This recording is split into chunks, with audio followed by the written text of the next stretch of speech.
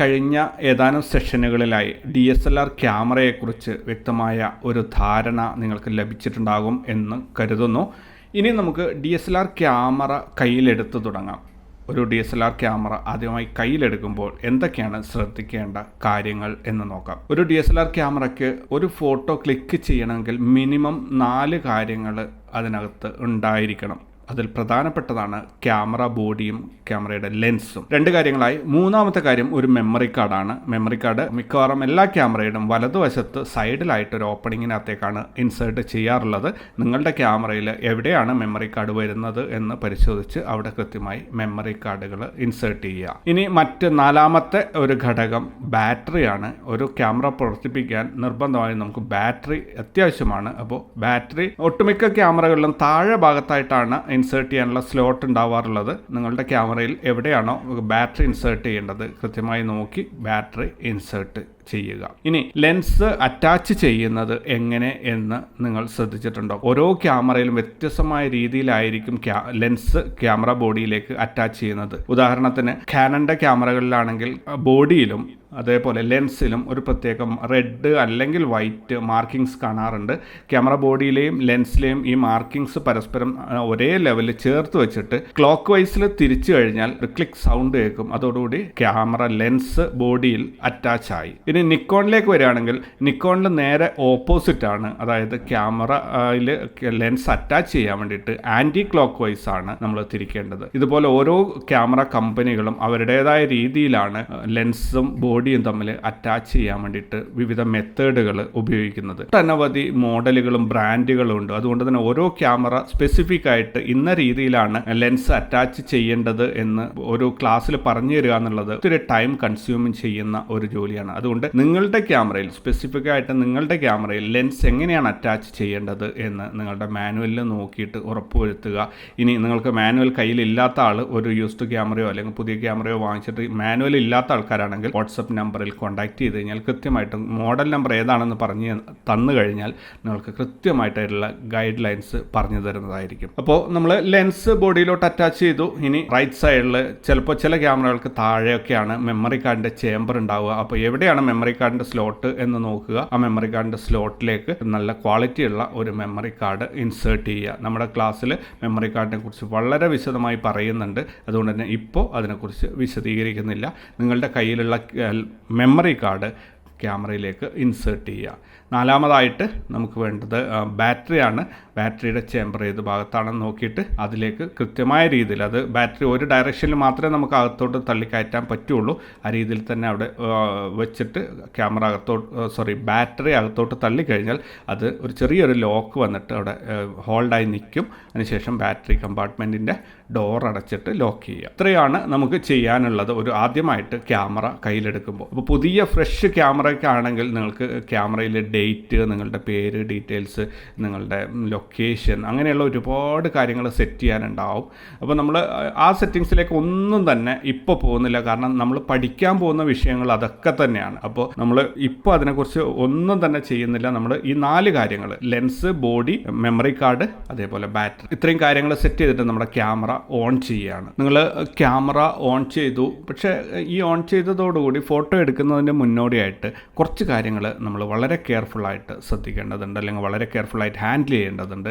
അതിൽ ആദ്യം നിങ്ങൾ ശ്രദ്ധിക്കേണ്ട ഒരു കാര്യം, എങ്ങനെയാണ് ഒരു ഫോട്ടോ എടുക്കാൻ ക്യാമറ ഹോൾഡ് ചെയ്യേണ്ടത്. അതായത് DSLR ക്യാമറ എങ്ങനെയാണ് ഹോൾഡ് ചെയ്യേണ്ടത് എന്നാണ്.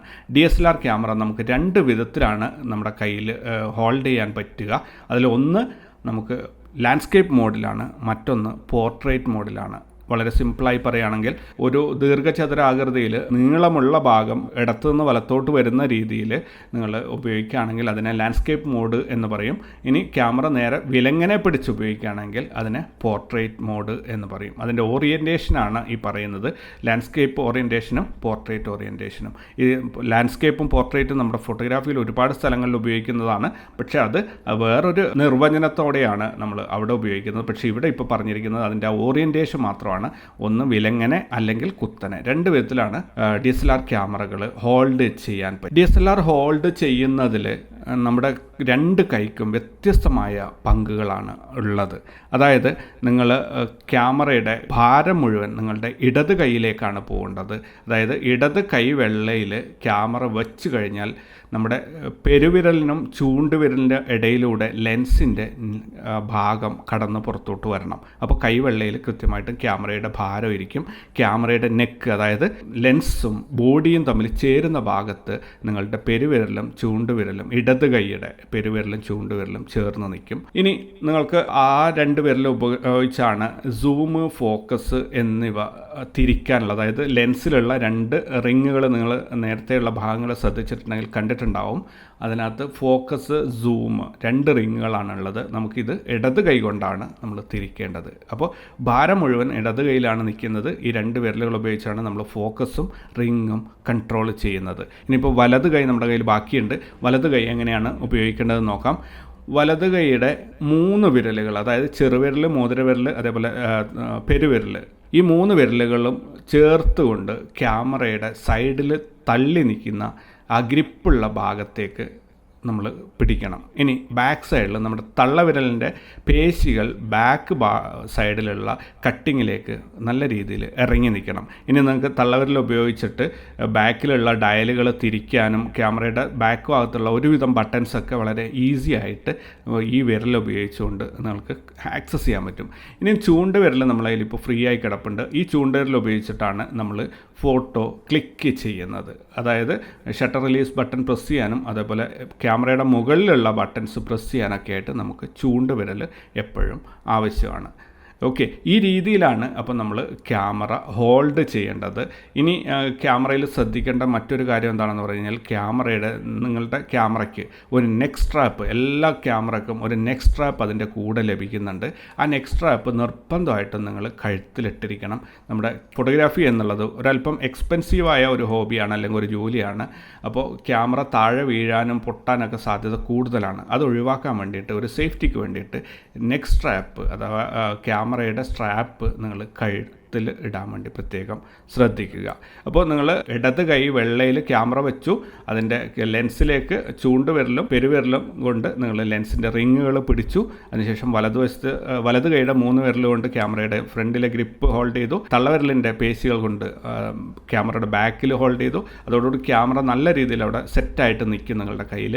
പിന്നെ നിങ്ങൾക്ക് തള്ളവിരലും ചൂണ്ടുവിരലും നിങ്ങൾക്ക് ബാക്കി ഫ്രീ ആയി കിട്ടും. ഈ 2 വിരലുകൾ ഉപയോഗിച്ചിട്ടാണ് നമ്മൾ ക്യാമറയിലെ ബട്ടൺസ് എല്ലാം തന്നെ, അപ്പർച്ചർ, ഷട്ടർ സ്പീഡ്, ഇങ്ങനെ പറയുന്ന എല്ലാ കൺട്രോൾസും തന്നെ ആക്സസ് ചെയ്യാൻ പോകുന്നത്. ഓക്കെ, അപ്പോൾ നമ്മൾ DSLRനെ കുറിച്ച് മനസ്സിലാക്കി, എങ്ങനെയാണ് അത് ഹോൾഡ് ചെയ്യേണ്ടതെന്ന് മനസ്സിലാക്കി, അത് ഹോൾഡ് ചെയ്യുന്ന ഓറിയൻറ്റേഷൻ ഏതാണെന്ന് നമ്മൾ മനസ്സിലാക്കി.